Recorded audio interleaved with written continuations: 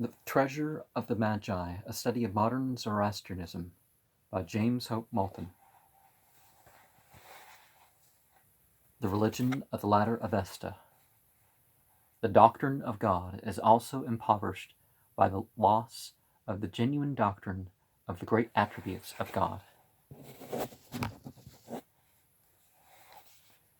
They had been formerly made into a closed circle with a class name, but they had changed their nature. They were now simply archangels, and were by no means as prominent as the Gazettas of whom we have just been speaking. Well, again, no, that's enriching the idea of God, the idea that, love and justice and good and the giver of good health and stuff like this are not delineated into separate beings. Certainly we know these aspects through the material world and the spiritual world aside, but a God of such. Some of the functions of the Amesha Spenta have been apparently transferred back to the old entities from whom Zarathustra took them in his jealous care to exclude all temptations to polytheism. Well, we see, if we trace it back rather than a pro-Christian dispensationalism sort of way of thinking, monotheism and the highest qualities being with God is where things start, and then it kind of goes out from there into other things. This especially applies to Mithra, who reappears as beyond everything the genius of truth and good faith. It is probably that there were two original strains mingled in his heredity, and that Mithra, known as Zarathustra, was mainly the light entity whose cult ultimately produced the powerful religion of Mithraism for generations, the only serious rival of Christianity in the Roman Empire. In the 10th Yasht, Mithra is predominantly an ethical deity. Well, an ethical entity. He guards the sanctity of contracts, even when made with an enemy. We can understand his being the chief entity of a people who laid the greatest weight on truth. It is urged that an abstraction like Asha had not the same power of forcing itself upon the mind and conscience of a simple-minded people as a picturesque and splendid figure like Mithra.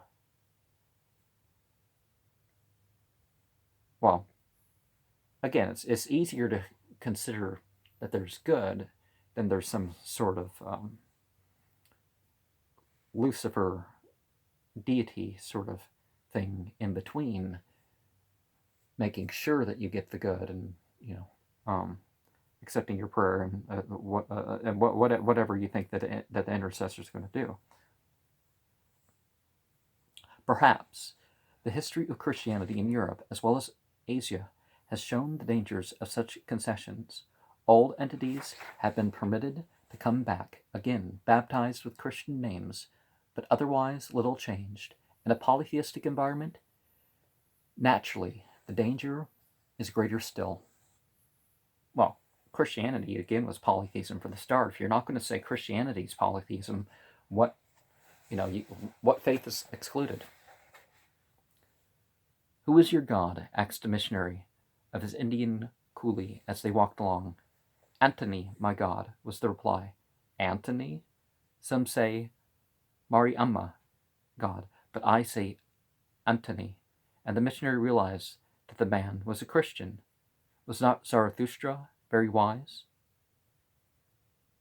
In general, it may be admitted with relief that the old nature entities have been well purged of former taints before being allowed to enter the ranks of Zoroastrian angels. Hyoma, the averter of death, was historically, as we have seen, a sacred intoxicant, and received as such Zarathustra's stern condemnation. Hyoma of the Homyasht has no sign of alcoholism about him, and no Parsi has ever been the worse for drink after joining in his harmless libations. well, sorcery has a different context than just, but yeah, ephedra and some other stuff. Yeah. So that there's some health issues with that one. Anahita, the undefiled, as her name means when read as Persian, probably through a popular etymology, was an Elamite demoness, it would seem, and she trailed clouds of dishonor with her while she kept any relationship with the Babylonian Ishtar. But in the Yasht that sings her praise as a spirit of the waters, the popular substitute for the prophet's Harvatat, there is nothing to suggest this past.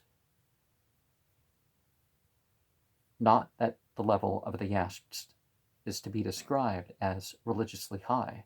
The angels are petitioned for material boons, and the record is on the usual mythological lines. Power is well understood as a divine attribute, and righteousness is prominent in the delineation of Mithra.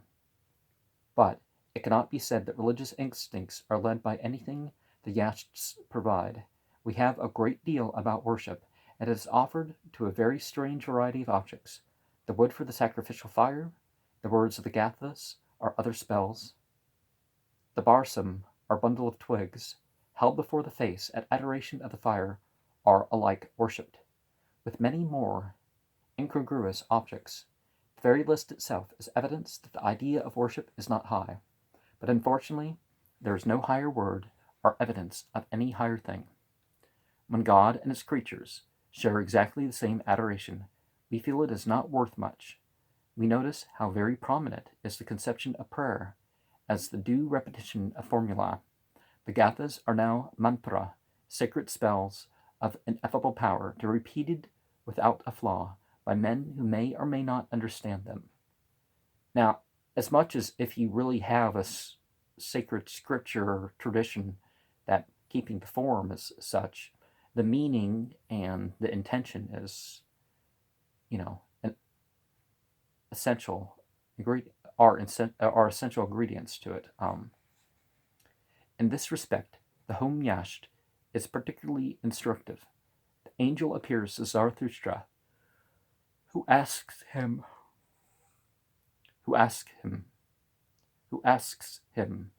what mortals first achieved the brewing of the mystic drink, and what was the reward. The first three of these benefactors were the fathers of the heroes Yima, Tharataona, and Keras Aspa, and the rewards were the gift of these doughty sons, whose exploits as severely king of a golden age, and as slayers of the usual mythological dragons, are told with a verve and picturesqueness. The fourth was Zarathustra's father, and the greatness of his son is depicted in this thrilling stanza. Famous thou in Aryan country, first of men, O Zarathustra, first to chant a Hunavarya 4 times, with the pauses duly stressed, the second half in utterance. A reference to the rendering of the sacred formula as given above will show that to find a reason for this stress is difficult if the meaning is to count. We should not wish to assert dogmatically that the meaning of the famous problem poem has been infallibly recovered by modern science, but it does seem safe to claim that when the Home Yasht was composed, the key to the interpretation had been lost. Meaning, however, is no great matter, to quote Cavalry's burlesque.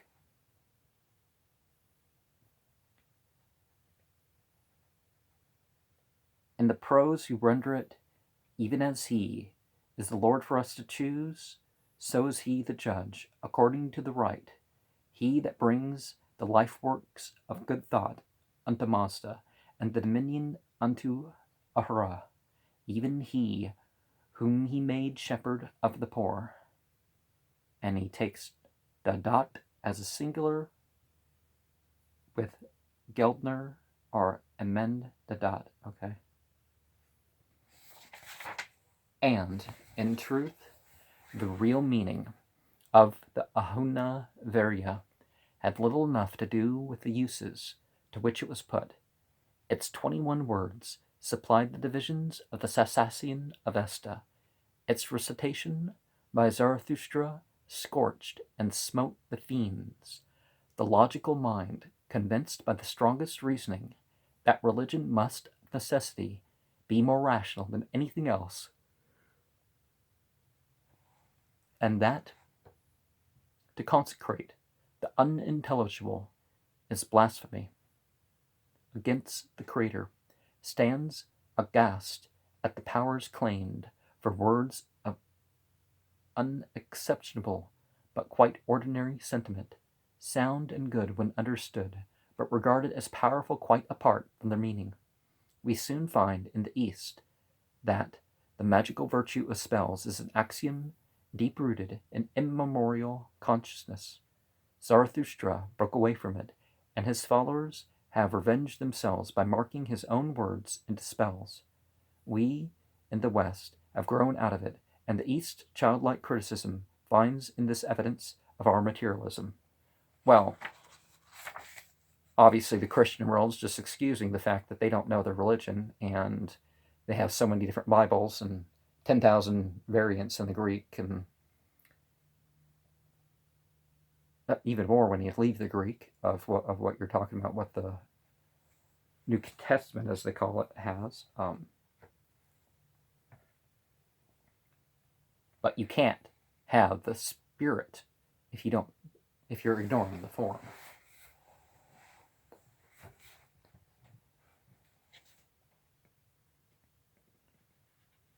We may bring in here the other sacred formula which are repeated indefinitely in Parsi worship.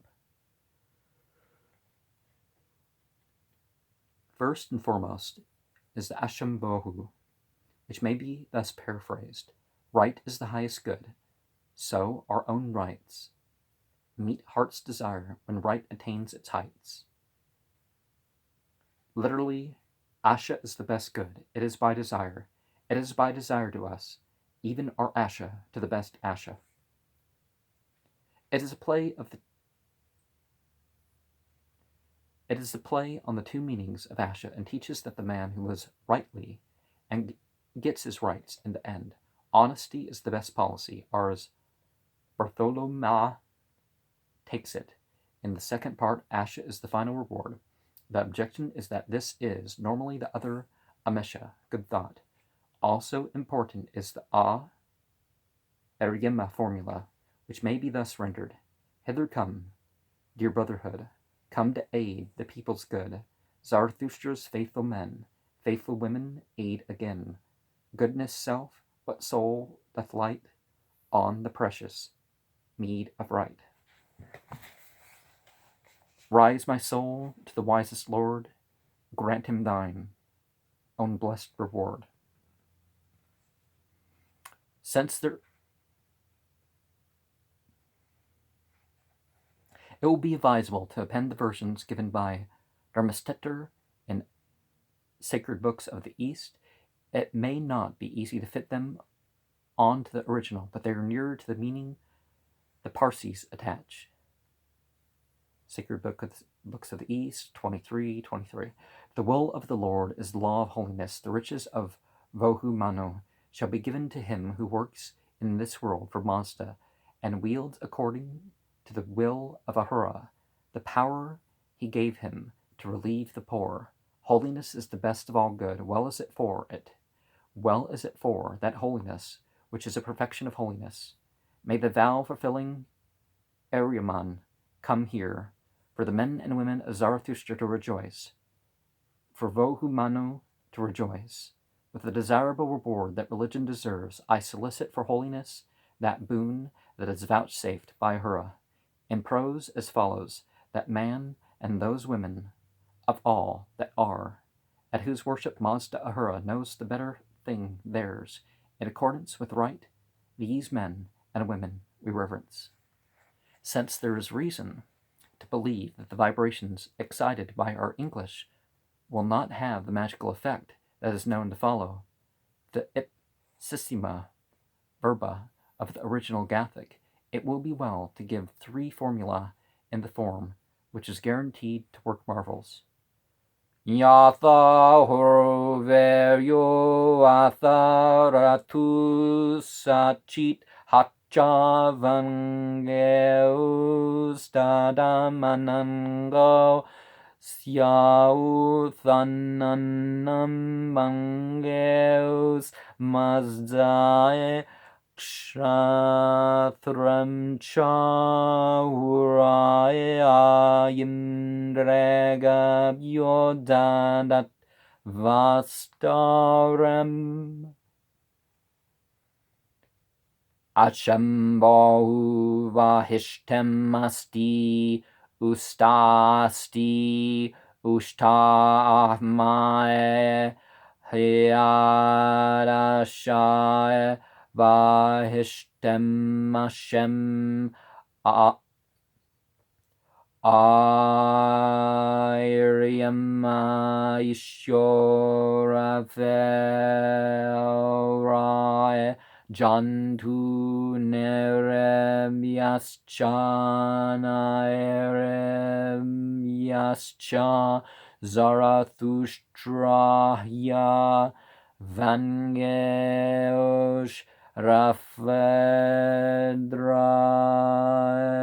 Manango Yadana Virim Hanadmizdamashahya Yasashim Yam Ishyam Urumasta Mazda. To these we should add a fourth, which has great potency, but is not in Gathic. It has apparently been derived from a Gathic stanza, Yasna 5122, by adaptation to a new meter and later Avestan dialect. It runs this: Yang e hatamat Yasne pete vango mazda vatha shat cha yang ram cha tas cha yazamede.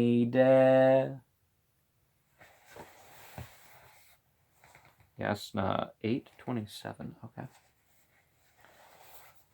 This, in the same way, we may paraphrase to get the general impression: whoso of all that live through righteousness are known of God, the better part to embrace, in worship, men and women, these we bless.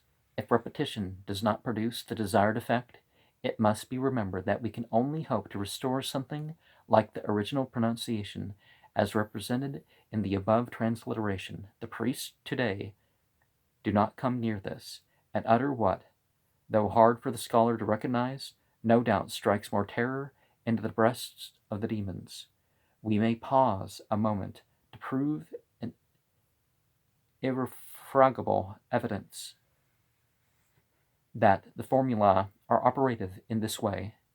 In the Yasht dedicated to Ashi Venguhi, Good Destiny, it is written of Zarathustra: at his birth and at his upbringing brushed away the fiendly spirit from this earth, the wide extending, round with limit, far withdrawing.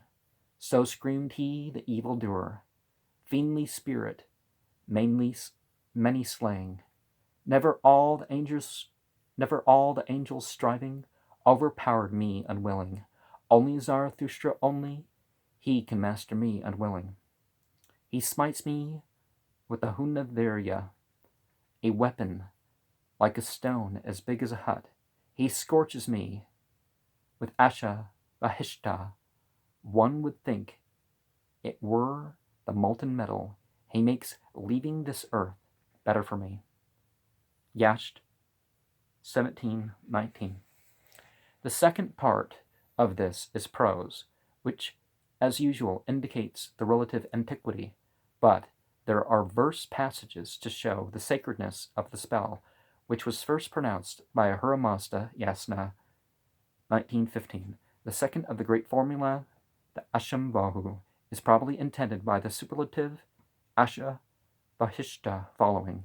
Angramenu feels in the sound of the spell an anticipation of the molten metal of the judgment. Zarathustra comes to torment him before the time. We could hardly exaggerate the preeminence of Matra Spenta, the holy or beneficent word, in the religion of the latter Avesta, and it is difficult to choose the most typical illustrations. Two may be given, the first putting the spell and the ritual in characteristic relation. Zarathustra is challenged by Angramenu. To him screamed the creator of evil, the fiendly spirit, by whose word wilt thou strike? By whose word wilt thou drive out? By what weapon will those of the good creation strike and drive out my creatures of the fiendly spirit? To him replied Spitama Zarathustra, the Hyoma presses, the chalices, the draughts of Hyoma, the words revealed by Mazda, even the Vahishta, are my weapon. With this word will I drive out. With this weapon shall he of the good creation, O thou evil-doing fiendly spirit, the Holy Spirit made it in boundless time. The sovereign kindly Amesha Spentas created it. Vendidad 19:8. Further quotation is needed to show what incomparable power these two formulae possess. Our other example shall be of another kind. The first Yasht, addressed to Ahura Mazda, is made up of divine names gathered in two lists, both prose and linked by clear principle. It may be well to produce the verse in which they are embedded, omitting prose glosses, and by force of necessity winking at halted verses, where it seems probable that prose is not original. Then to him spoke Zarathustra, that great name of thine reveal me, Mazda Ahura, righteousness, so that I therewith may vanquish all the demons and all mortals, so that I therewith may vanquish all the sorcerers, all the witches, so that me no one may vanquish, neither demon, neither mortal, neither sorcerers, nor witches. Worship me, O Zarathustra, in the daytime, in the nighttime, with libations duly offered. I will come to thee for helping. I that am Ahura Mazda, he shall come to thee for helping. He, the righteous, good obedience, they shall come to thee for helping. Waters, plants, and guardian spirits, if thou wilt, O Zarathustra, vanquish all that hate malignant, hate of demons, hate of mortals, hate of sorcerers, hate of witches, of the faiths, perverse oppressors, 2-foot heretics and liars, 4-foot wolves, wide-fronted armies, bearing on the blood-stained banner. Then these names repeat the muttering all the day and all the night time. Yasht 1:5 through 6 and 9 through 11. The exhausted poet relapsed into prose for the rest of the Yasht, if he is to be held responsible for it. The verse part is quoted, and it really is no burlesque, as an average specimen of the literary quality of the later Yashts, and because it is self-contained and shows that the use of this kind of spell was well established before the art of verse writing was utterly lost. Now, this practice of putting together names of God for study and repetition is one of which is found in other religions, and deserves attention as having potentially real religious value. It is not a mere spell, provided that the names are understood, although in this context we see it in great danger of becoming such. Obviously, a genuine worshipper in solemnity, repeating the names or attributes of deity, is engaged on a meditation that may be richly fruitful. In order then to be scrupulously fair to the latter Avesta, we may well repeat this catalogue of divine names. Let us recall by way of practice that The very lateness of the Yasht is suggestive here. From a literary point of view, it has little enough value and cannot for a moment be compared with the richly mythological poems of the earlier age, when a quasi-Vedic polytheism was reigning with limited restraint. But the liturgical exaltation of supreme deity in this place takes us into an age of real reformation, when there were men who really cared. These, then, are the two lists of titles we may abbreviate by leaving out the mere framework. One to be questioned, herd giver, strong, Asha Vahishta, all Mazda made, Asha born good, understanding, understanding one, intelligence, intelligent, holiness, beneficence, holy, beneficent, Ahura, Lord, mightiest, beyond reach of enemy, unconquerable, mindful of desert, all discerning, healer, creator, Mazda, wise, Yasht 7-8. After the short drop into poetry as quoted above, another list begins. This time there are no numerals attached. It is clear that this list is independent in origin. Protector, creator, maintainer, knower, holiest spirit, best healer, priest, best priest, Ahura Mazda, righteous, most righteous, glorious, most glorious, wide-seeing, widest seeing, farthest seeing, watcher, tracker, creator, protector, maintainer, knower, best knower, cattle owner. Word of the cattle owner, desiring dominion, most desiring dominion, mild of dominion, most mild of dominion, who cannot deceive, free from deceit, protector, destroyer of malice, conqueror at one stroke, all conqueror, all creator, all blessing, wide blessing, blessed, of mighty effects, of mighty beneficence, powerful, most powerful, Asha, high, dominant, most dominant, of good insight, of best insight, who sees afar. Now we see amongst this the thing of God being the ultimate owner and the ultimate controller. We're operating means. So God leads the ritual that we do unto God, at the very least, because God allows us the conditions that make the ritual possible. Ahura Mazda goes on to promise blessing to him who repeats these names when he riseth up or lieth down, when he binds on or unties his girdle, when he goes forth from his house or town or country. He shall be safe from the foe and all his weapons. Here the verse returns. Bartholomews reading of the first line is correct. It is the first list that is now referred to with its 20 titles. Oh, there's a list from Yasna 32 6. Okay, what's the note from? Looking for a little number in here somewhere so I can.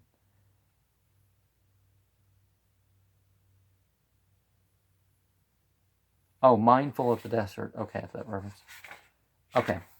The verse after the first line is identical with one in the much older Yasht to the Frafashis. Yasht 1:19.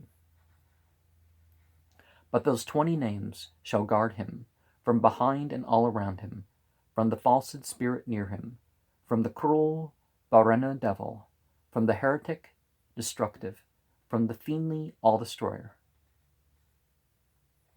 There is more ritual than meditative, a failing not always absent in Christianity, but there was always the possibility that the repetition might become intelligent. The names are far from comprehensive, but as food for meditation, on the divine attributes, they might be truly helpful to a worshipper who resolutely put magic aside. Well, magic, as we see here, relates to skill, being in charge of your own spiritual life rather than giving it over to some priest. Controlling one's consciousness. I mean, how can a worshiper put, because obviously they're controlling their consciousness to be in a spiritual context, aren't they? It was hard to do that. With page after page of the Avesta full of the merits of fourfold repetition, of fiend smiting words, and all the rest of this too familiar abracadabra, I create as I speak, to which the perversity of the human mind has clung so tenaciously for innumerable generations to save itself the trouble of real prayer. Repeating the prescribed forms, anti-ritual ritualism definitely appears. The point, that's again why Christians didn't preserve their tradition in either spirit or form too well. I mean, as a whole, certainly a lot of stuff is preserved, but, you never know what part of the Bible is going to be changed in the next editions of the Bible. There's some on this shelf here that don't have stuff that's in the more modernly printed Bibles. The allied subject of ceremonial will occupy us later. We have taken some aspects of prayer as bearing on the doctrine of God, to which we now return to describe the position of the inferior entities as they stand in the completed Avestan system. There is the monotheistic deity, Ahura Mazda. While God, as head of any tradition, still can be worshipped as, God alone. Or Hormuzd, as the Parsis now give the name, unchallengeably supreme, but in practice removed to such a great distance by the intervention of so many lower claimants of worship. Next come the Ameshaspans, archangels now, and theoretically superior to all others after deity. The theoretical superiority, much overclouded in the period of Yasts, has become real when the Avesta is complete. If these are the Parsi archangels, we have not to look far for the saints. We shall return to the Fervashis presently, but we will note here that ancestor worship, the most persistent of all the rivals of monotheism, has been conceived in a manner which endangers the glory due to God alone. We should probably set them above the other archangels through the Yazads, of whom the chief have already been named.